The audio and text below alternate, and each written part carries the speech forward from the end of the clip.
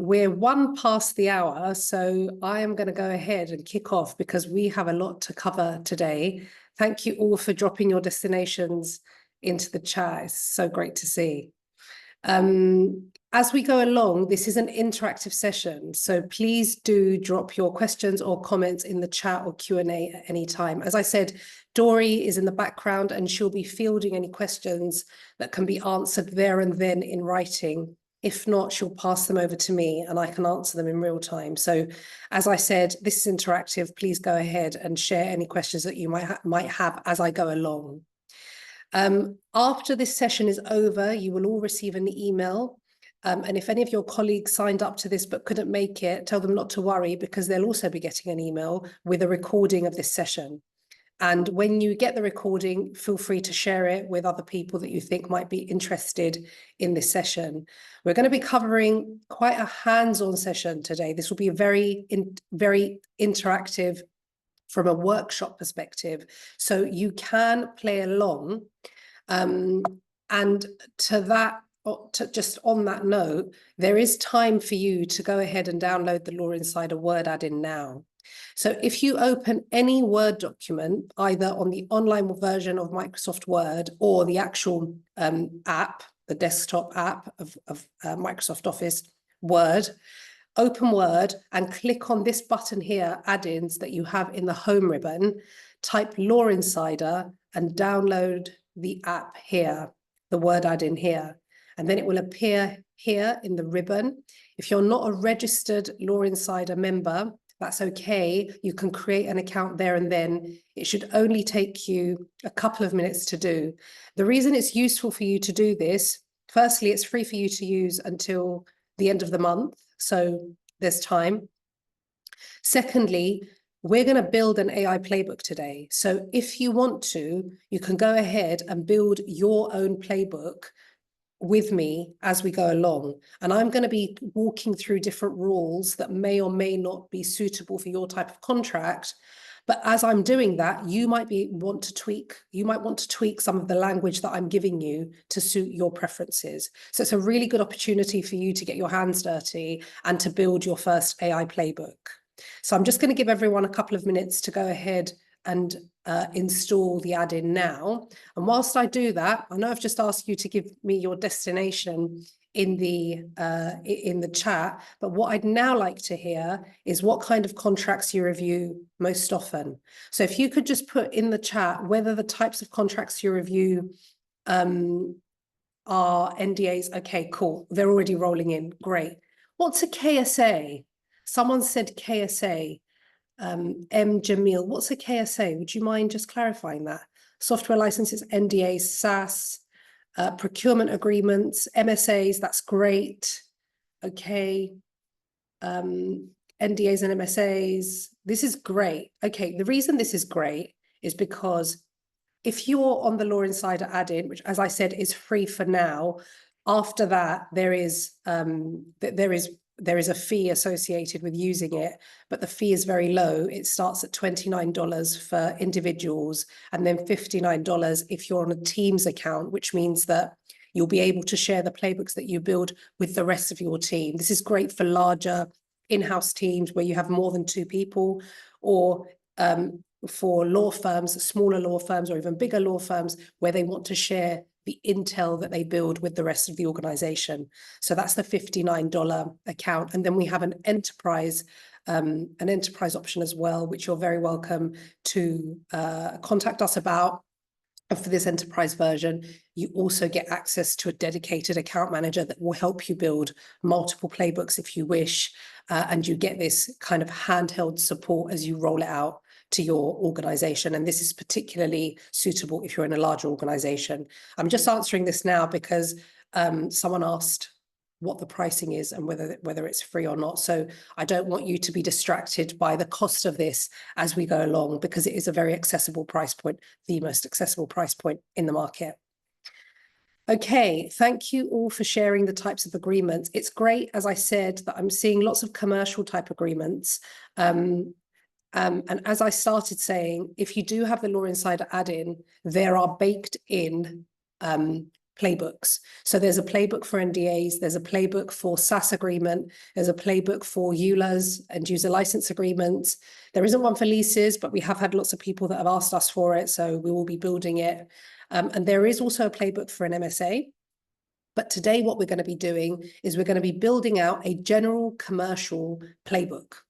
So a general commercial playbook can effectively be used across multiple types of agreements, if you like, because as we all know, as lawyers, lots of agreements do contain the same points. And if you have a playbook in your mind, or even if you've written it down in a document, often you haven't segregated those rules across agreement types. So you might have a playbook for an NDA, but then you might say that for an MSA or a procurement agreement or another type of supplier agreement, the rules are more or less the same. So I'm going to be very general today, and we're going to build a general commercial terms agreement.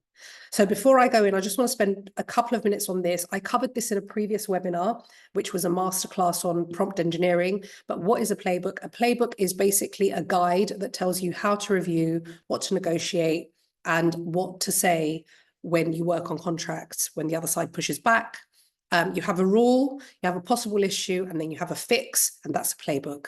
And traditionally, they have been in things like spreadsheets that looked a bit like this, and we're going to look at something that's similar to this, but they were quite complicated and difficult for people to follow, although they were better than not having one at all. And now with AI, we can really document those preferred positions, embed them into the word add-in, and then automate the whole review process. So the way that you translate your preferred positions into prompts, and prompts are basically a fancy way of saying a rule that you're feeding into AI to tell it what to do when it's reviewing a contract, is that you need to start with your review logic. So if the review logic is, if a term is longer or shorter than 2 years, change it to 2 years, or if the governing law is not England and Wales, change it to that. Those are just rules that you already undoubtedly have in your mind when you're reviewing agreements, when you're in an in-house scenario, or when you're representing a client. If you're a law firm or a freelance lawyer and you're representing your own clients, you'll know what their preferences are, or those clients are entrusting you to apply your own risk appetite and thresholds to the agreements that you're reviewing. So how do you translate that review logic into an AI-ready prompt? And this is an acronym that we kind of popularized with our last webinar, and I've seen people talking about it on LinkedIn, which is amazing, because I think this is such a new area that we do need to start using common language and naming things, particularly as lawyers. We love a definition. So we need to think ICA. So the ICA framework is something that is just a helpful guide when you're trying to draft a prompt to translate those rules into something that the AI can pick up and action. So when you are drafting up a prompt, the first thing to do is identify the rule or the provision to the AI. So for example, you might say, this applies to the choice of law of the agreement. And what this does is it directs the AI to go to the right part of the agreement to look for the thing that you want it to check. Which takes us to the next point, which is C, check. Check if it meets the criteria. For example, ensure that the governing law is California. And then act. So this is when you tell the AI to do something, you tell it what to do if the thing you asked it to check is not compliant or is not consistent with your wishes. So here you're saying to it, redline the clause to specify California. So if you knit these three things together, you've drafted a robust prompt that will ensure that your AI does what it needs to do. Now, having said that, AI is extremely powerful. And so often a prompt that you might draft that you might think is really clear doesn't actually instruct the AI to do the thing that you want it. And so you don't get the output that you need. This almost has nothing to do with the AI. It's got to do with your prompt. So there's a level of responsibility that we need to take for our prompts and getting good at prompt drafting. So there is a lot of there is some trial and error when you're building out a playbook. So you'll build out your playbook and then you'll run it through your agreement and see whether it's picking up the right things, and you'll go ahead and tweak the prompts as you go along. And full disclosure, I haven't tested my prompts for today that I'm going to be showing you, because I want to do that in real time with you. And I want you to see an authentic journey of building out a playbook and then applying it to your agreement. Okay, Sammy, that is amazing to hear. Richard, when it comes to a description of our security protocols, we have a dedicated page for that. Thank you, Dory. I was just going to say, Dory is going to be sharing that with you. We are enterprise grade, so we are fully secure as a tool. Right, let's get into it. So what I've done here is I have created a useful resource, I hope, which contains over 100 prompts. And we're going to share this with you. Dory's actually going to share this with you now in the chat. This is an open spreadsheet. You guys can take it and use it as you wish. But what I've done is I've taken various types of agreements that I think are popular, and I've created some prompts for each of these. And these prompts have been broken down using the ICA method. So identify, check, act. Then there is the red line or suggest, which I'll talk to you about in a minute. And then there is a comment as well. So I'm going to talk to you about comments too as I go through. But effectively, what we're going to focus on today is this general commercial playbook.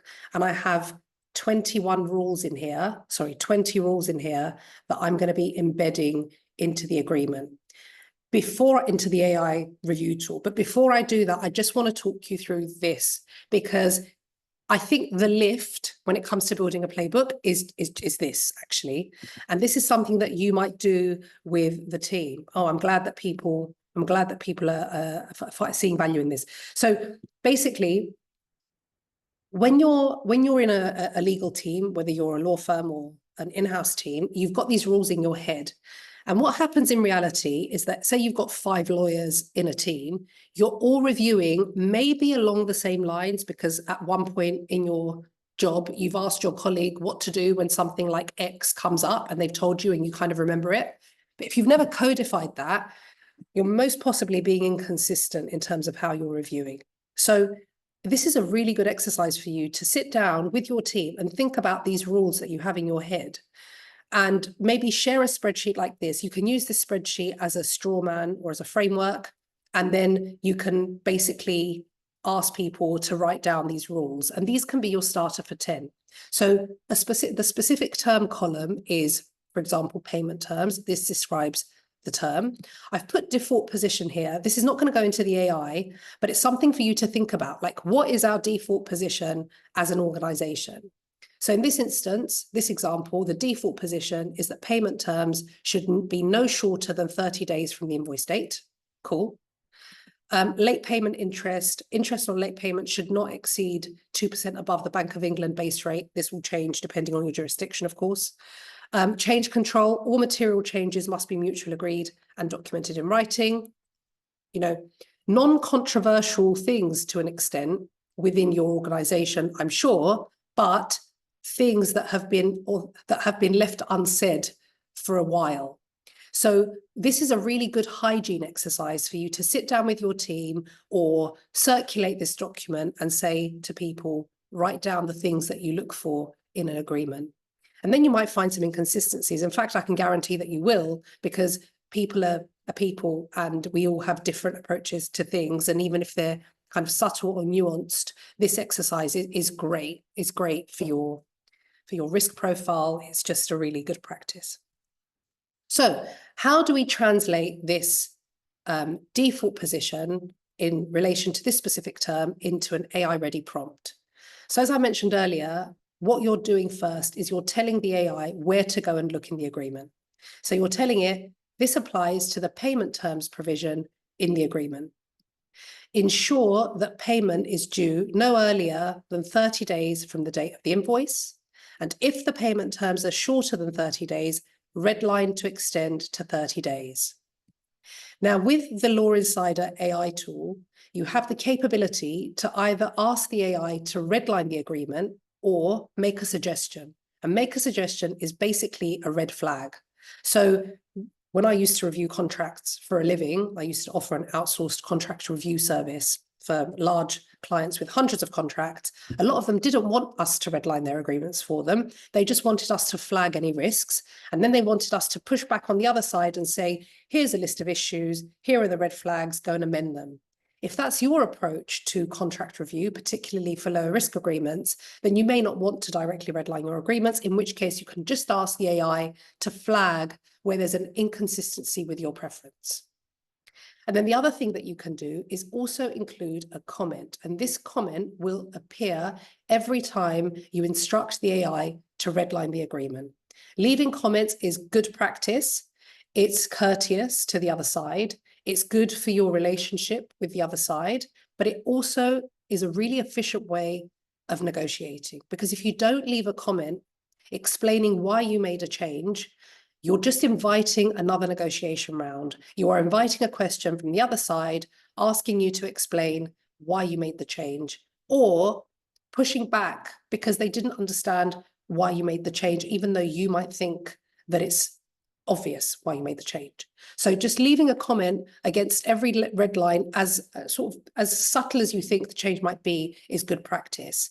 But often when you're doing it manually, that just takes, the commenting takes longer than the redlining. That's what I found when I was reviewing contracts, trying to justify myself as to why I made that change, and to not, and you know, to be tempted to just leave it blank and see whether the other, and push my luck. I've done that. This is a much more scalable way of streamlining your negotiations. I'm just going to check comments because I'm seeing you guys leaving questions here, and then I'm going to. Sorry, there are a lot of comments because we do have a lot of people in this spreadsheet right now. We absolutely will be sharing the link once again, but if for whatever reason you can't make a copy or access it, please feel free to reply to the email that you get from us later today. We will share this link again, but there are just, you can see the little gray bar at the top of Electra screen just saying due to heavy collaborator use, some tools may not be available. I don't know that I've seen this. We've broken Google Sheets, everyone. Congratulations. Woohoo! Awesome. Okay. So I'm now going to go into the Law Insider Word add-in. So as I said earlier, if you haven't downloaded this, installed it rather, you go into add-ins here, you type Law Insider, this icon comes up, you install it, you log in. If you have a Law Insider account, you will log in automatically. It's great. I love that when it does that. You just click a button and you're in. And then if you don't have an account, you can create an account directly through the Law Insider Word add-in here. Just to echo what Dory just said about the spreadsheet, don't worry about not being able to save a copy, because we will be circulating a copy of the spreadsheet after this, so don't worry. Okay, so I've just walked you through quite an elaborate set of prompts, right? But there is a hack as to how you can create a playbook. And I'm going to show you that hack today. That hack is going to be a non-hack soon, because we're going to be surfacing it on the add-in. We're working on it as we speak now. But if, for example, you had a template that you loved, or you had a third-party agreement that you reviewed and thought was great, and you wanted to use that template as the basis for your playbook, you can do that. So if, for example, this master services agreement is one that you loved, what you could do is hit review with AI, give it some information about your position. So here you might tell it that you're the customer in this agreement, and that the thing that you're worried about is uncapped liability, and you hit start review. And now what this is doing is it's using AI to, on the fly, create a playbook. This is incredibly powerful because for some agreements that might be slightly more rare, you may not have a playbook. It may not be worth you doing a playbook or creating a playbook, because you're never going to review that type of contract again. So you can rely on this AI review capability to just use the power of OpenAI, which is the LLM that we're leveraging for the purposes of powering this tool. And it will come up with the rules that it thinks you should apply. So this is what it's done here, and it's flagging things that it doesn't think are good with this agreement. And it's also suggesting how we can change those things. So here it's telling me there's no mutual indemnification, and it's suggesting a red line. And here, in fact, it says that the only indemnification is a client indemnification. And so this is making it mutual. I'm reading the language here. I like it. I apply it. And it makes the change immediately, which is great. So you can go through it like that and just review your agreement and apply it. But what's great about this is that once you've gone through your agreement, oh, and by the way, this is a new feature, which I'm obsessed with, because you can just go apply all and see all the changes that it's made immediately, because it just redlines the whole agreement with all the changes that it suggested straight away. But what the cool thing is that if you then go into your home bar and manage Playbooks, you will then see that the Master Services Agreement MSA AI generated is saved here. So you can go into this agreement, into this Playbook rather, and go into each rule and look at the rule and amend it. So if you this can just be a starter for 10. So indemnification, the agreement must explicitly provide for mutual indemnification, insert a provision ensuring that both parties are equally protected against third-party claims, and adapt the language to match the agreement's existing terminology and defined terms. So the first thing I'm going to say is that this doesn't necessarily follow the ICA framework, but that's okay. It doesn't always have to follow it. It's just a more foolproof way to ensure that the AI does what you ask it to. But here I might say, thank you for flagging indemnification to me, AI, but actually I don't want mutual indemnification. I just want the supplier to have an indemnity, but me as the customer, I don't want to have an indemnity. So you can just change this rule here to that effect. Choose whether you want that to be a red line or a suggestion. Say that you want that to be turned on as an active review rule, and you can also enable comments. And the comment will be something along the lines of, say you changed it to make it just so that the supplier has to provide the indemnity. You can provide a comment here as to why that's your position. And then every time it makes that change, that comment will appear.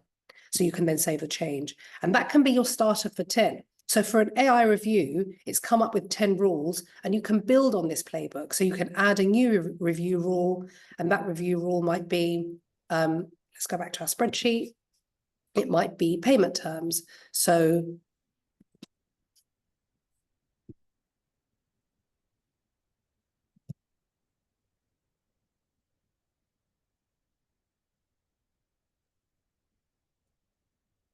yeah,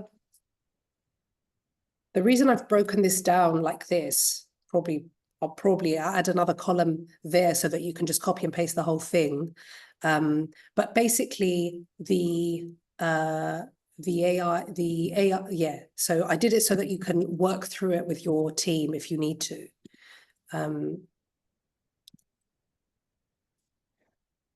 Electra, when you're done with this, can you also just cover fallback positions? Because I know that this is a question that quite a few people have had, and so it would be great if we can cover that. Thank you. Sure. So if you do have a fallback provision, you can add it in your prompt. So if, for example, you have two preferred jurisdictions, or you have two jurisdictions that you would accept, you can add that into your prompt, and you can say that you're okay with both England and Wales and Delaware, and only amend if it's not one of those two. So just think of your instruction to the AI as something that you can layer.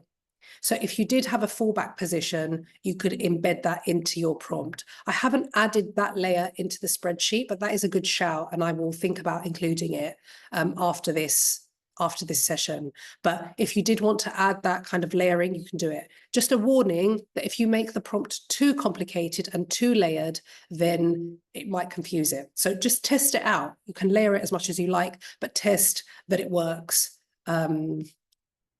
when you're running the playbook. So here I'm going to add a comment. So our internal payment cycles are aligned to 30 days. Any shorter timelines would require process adjustments that delay onboarding. Create the rule, and then you can save and run. So obviously it's marking those that were previously amended to green, because they were amended, but it's also now flagged payment terms. So payment terms are due in 15 days. So I'm going to apply the changes here. And some tools cannot redline red lines, but ours can, which is great, particularly if you're reviewing a second turn.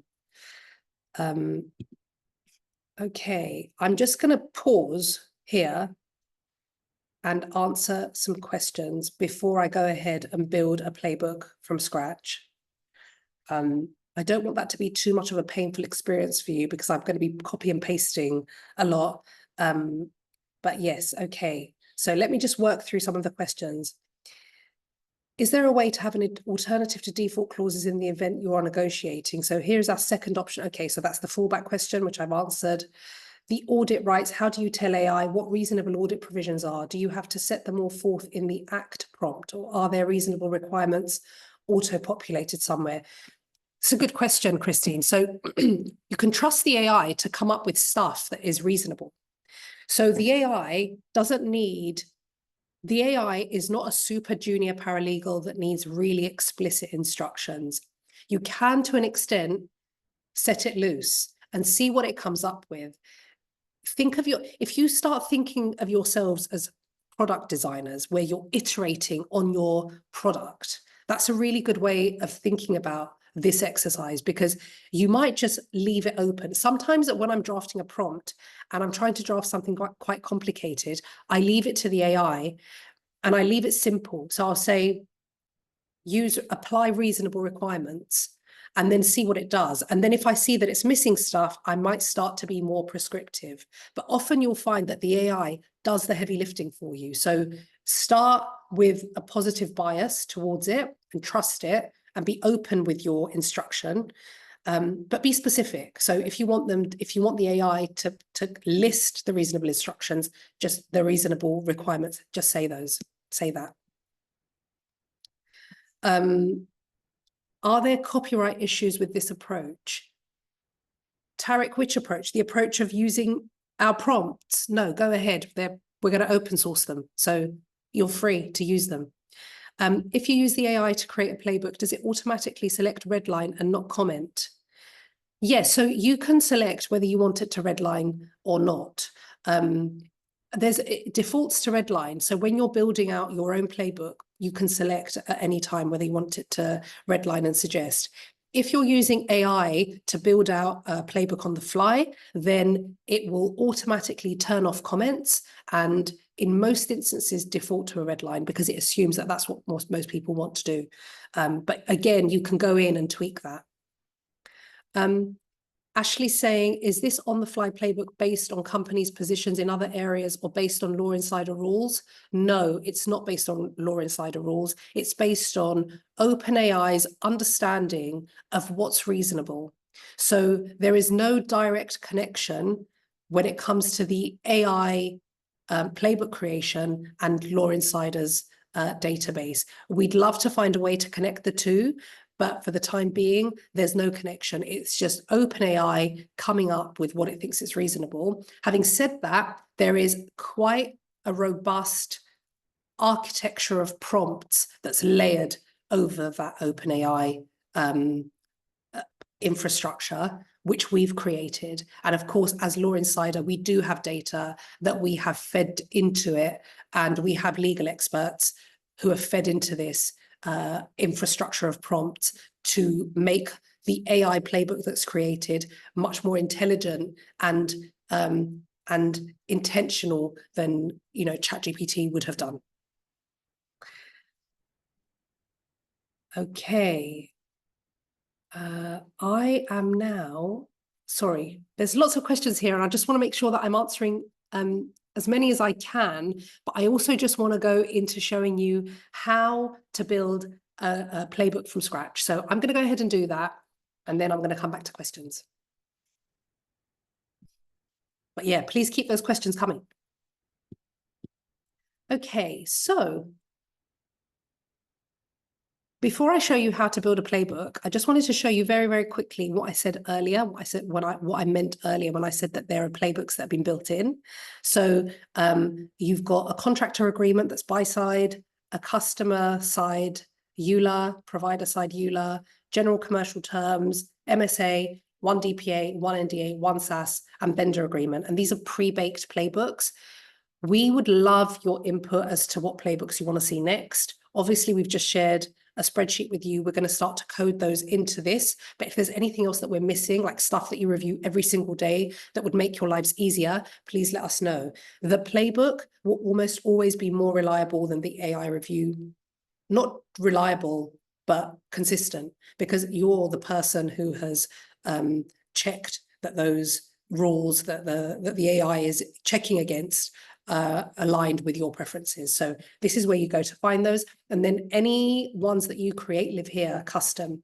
If you're on an individual license, you will not be able to share these with your team.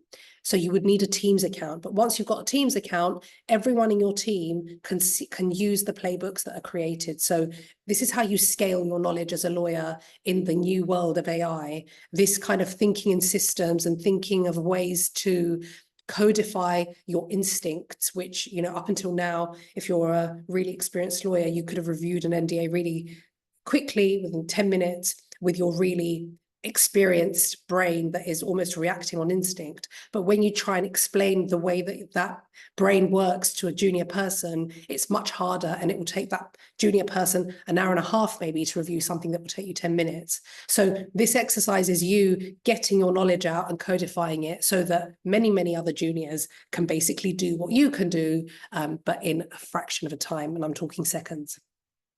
Okay, I'll stop talking now about that, and I'm just going to go into creating a new playbook. So go to Manage Playbooks, New Playbook, and then you can just start to create playbook. So the first thing you do is that you give your playbook a name, and then you tell it what agreement type it is. I'm going to say it's an MSA, but it could also be, for example, a vendor agreement. Could have multiple agreement types. And then you just start to add your rules. So you just click on Add New Review Rule. You go to your spreadsheet. You say that this is the, late payment interest. And then the instructions to the AI are this. Do you think this will do it? Probably not. My God. It did it. Okay, awesome. Here, this is where I choose whether it's redline or suggestion. So here I want it to be a redline, and I also want to enable comments. So I'm going to copy that comment there that I've already pre-thought about my comeback. And here I'm saying we accept interest on late payments, but require it to remain commercially reasonable and reflective of current economic conditions. Fair enough. Create rule. Okay, so if you then wanted to go into that rule and have a look at it, you just click on that arrow and you just get a snapshot of the rule. But if you wanted to go in and amend it, you just click on it underlined and then you go there. And just to say that if you ever forget the ICA framework, it's here. So we've used this space here to kind of remind you of how to structure a prompt. And then you save changes, or if you want to get rid of an item, it's really easy to do that. So you save your changes there. Adding your review rule again. I'm not going to do all of it because it's boring to watch. Sorry.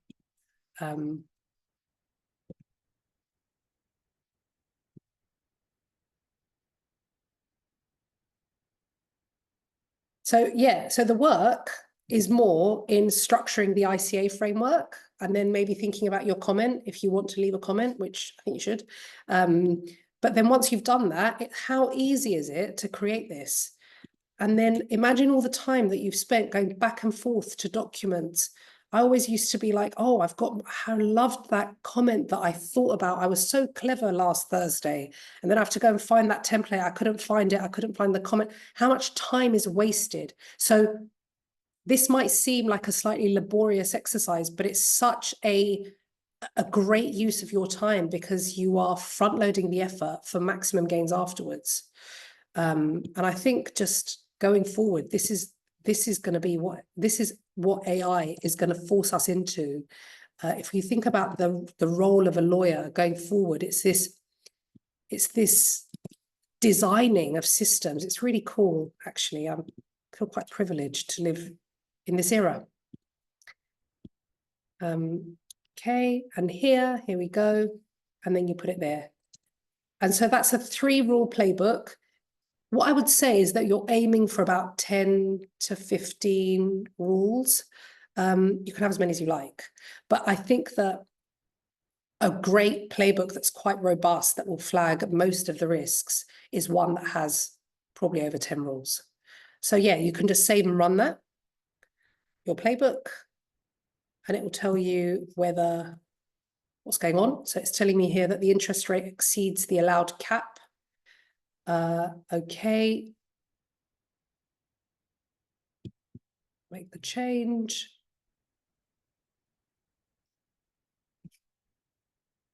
Here, no change control clause. Okay, so here it's telling me that there is no change control clause. So I'm going to find a place for it. In the future, we will automatically be suggesting where this goes.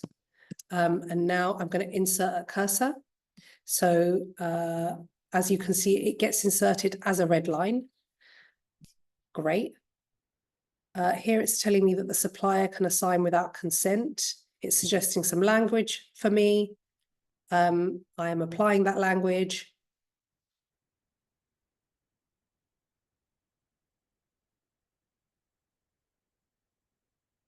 And that's that.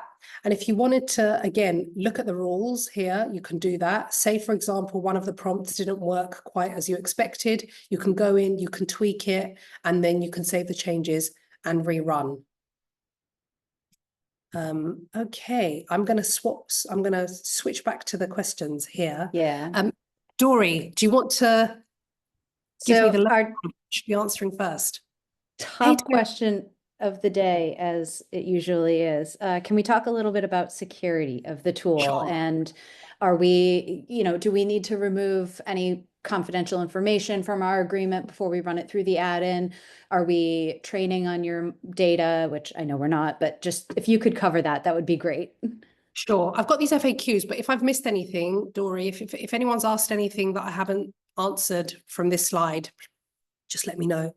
Do you train your AI models on our data? No, we do not. So the way the LLMs work is that they have their knowledge. You layer it with prompts, which means that you're instructing the model to do a thing based on its existing knowledge. And then there's an output as a result. We do not take your data and put it into our AI model because we don't have our own AI model. We have a prompt architecture, and that's layered over OpenAI. OpenAI is its own thing. It doesn't ingest any of this data. This is a Word add-in. So what happens is that you open your document in Word and your data stays there.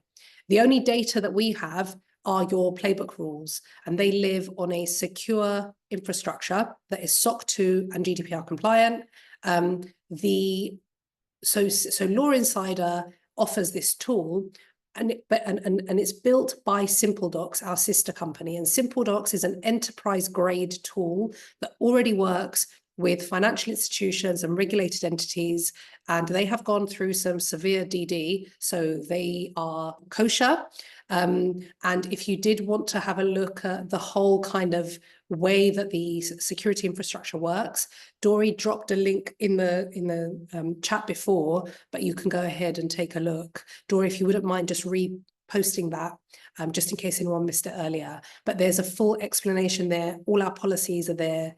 And we're also currently in the process of revamping our own T's and C's at Law Insider. We're actually adopting OneSAS, which is a standard agreement that we built a couple of months ago. So we're adopting one SAS, and we're just in the process of updating those terms, which we'll be circulating or publishing rather over the next few weeks.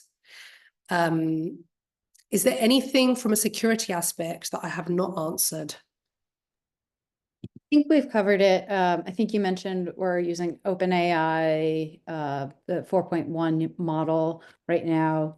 I think that should cover it. Let's see. And Della, yes, this is all the same level of security. The Word add-in is powered by our sister company, SimpleDocs, and it remains the same for all accounts, whether free or paid. But as Electra mentioned at the beginning of this webinar, in a short amount of time, there will be limited functionality within the free account version. Yeah, but the paid version is $29 a month. So it's cheaper than your daily cup of coffee, and definitely worth it. Okay. Is this add-on only for reviewing an already existing document, or can I prompt it to create a new draft of something? For example, draft a side letter to post. Yes. So let me show you how you can do that.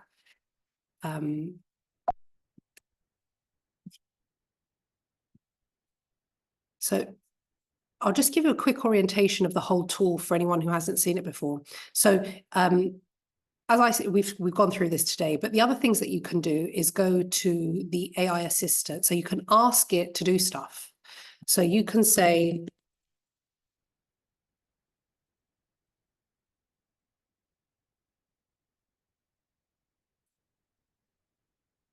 sorry. Okay, so the reason it's done that is because it's pulling from this source here. But if you were to open a brand new document, I'm hoping that it would draft a full agreement. And if not, then you can go to lawinsider.com. So when you've got a document open and you've got the Word add-in on the right-hand side, it pulls its responses based on that document. But if you wanted a completely new document, you could go here, lawinsider.com, draft with AI, and then you can ask it here.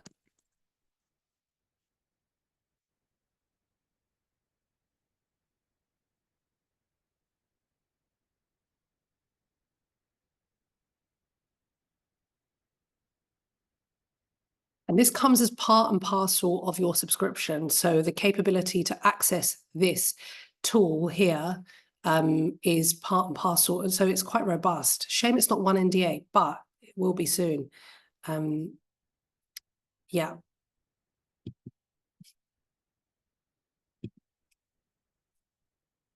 Okay. Any other questions that I should be prioritizing, Dory, as I go through these? Can you apply multiple playbooks to one agreement? Someone else asked me that the other day, and I thought, I've never thought of that. So yeah, that's interesting. You can have one, playbook, like a general terms playbook, and run it. And then you might have something that's more specific and then also run it over the same document. So you can do that.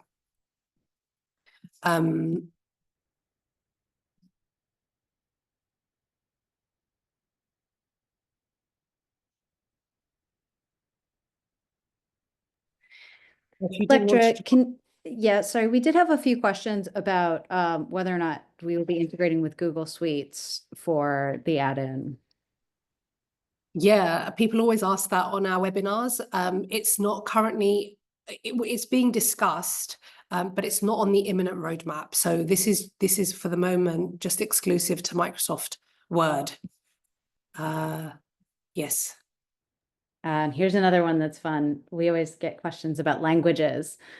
Can you talk a little bit about languages in the add-in? Sure. So we support all languages. I'm just going to show you. So I've said draft a non-solicitation clause. And now I'm going to say to it in Greek, do it in Greek.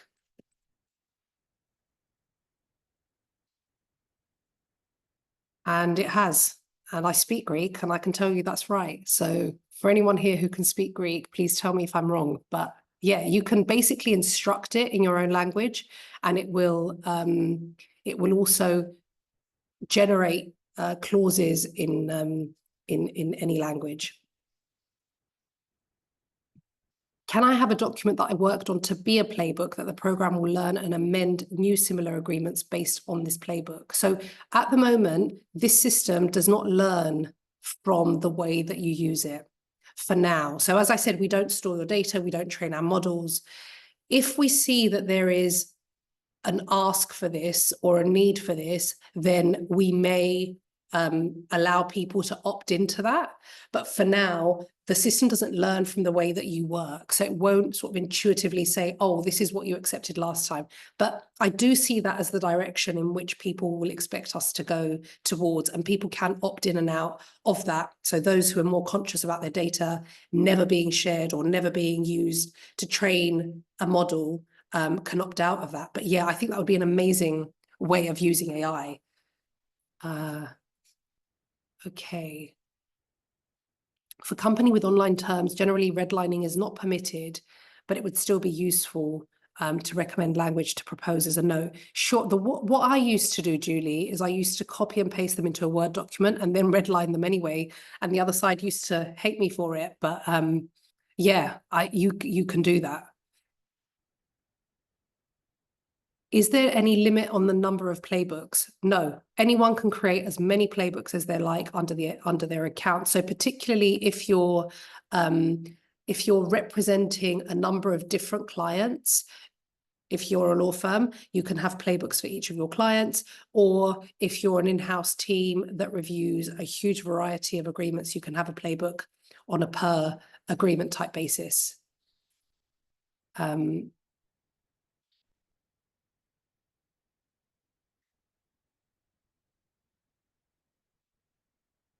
Yeah.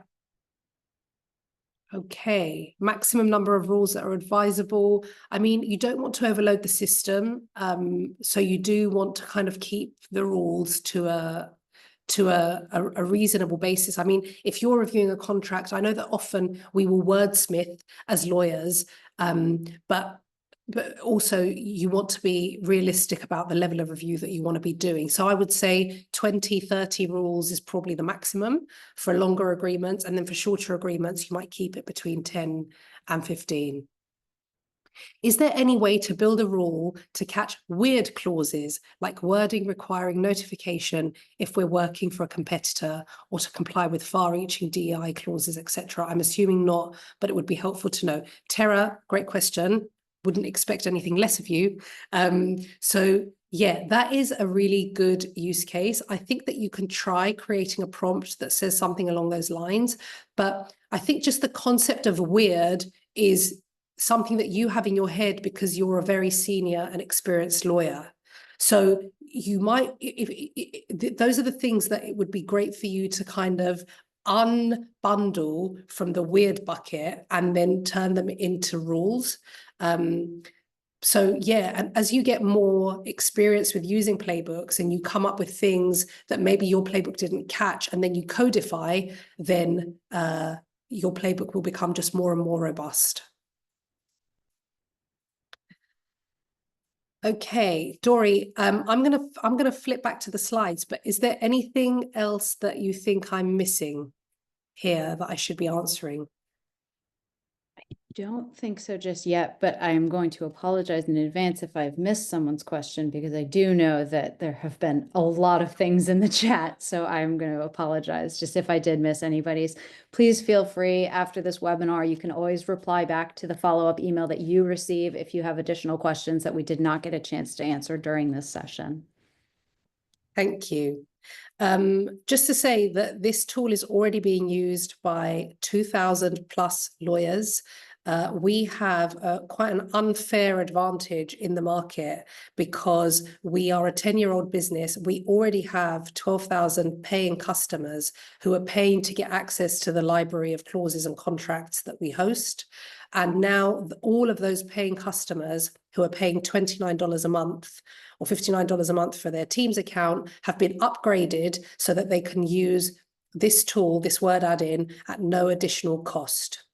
The fact that we have this distribution advantage and we are not backed by any VCs, we don't have any kind of investment that's come in that means that we need to answer to our investors, allows us to democratize AI tools in a way that was not possible before. And if you look at our competitors who do exactly the same thing, probably not as good as us, they are charging between $350 at a discounted price, $350 and $500 for exactly the same thing. So please shop around and see that what I'm saying is right. And also, we're already making a difference to people's day-to-day.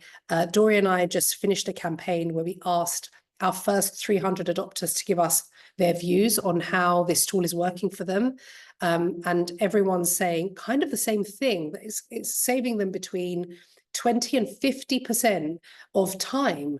And that is incredible to think, considering that legal tech has suffered over the last 10 years with enormous systems that were really hard to implement, really hard to get any ROI from in any kind of reasonable time frame. And now all of a sudden, people are paying $29 and picking up a tool that is really impacting the way that they work and their efficiency and their speed and their headaches and just their general job satisfaction, because no one wants to redline routine terms for the rest of eternity. So please give it a go if you haven't already. If you are a free registered user, you will have just received an email saying that you can have free access to the tool for another 30 days. So if you haven't registered as a free user, then please go ahead and you will get access to the same. And then after that, as I said, the price point is so low that it's just a complete no-brainer, if you ask me. Okay, thank you all for joining today's webinar. As Dory said, we will be sharing the slides and the recording straight after this. If anyone has any issues with accessing the tool or figuring it out, please let me know. Feel free to email me directly or respond to the email that you receive straight after this. Share it with your colleagues. And yeah, thank you all for taking part.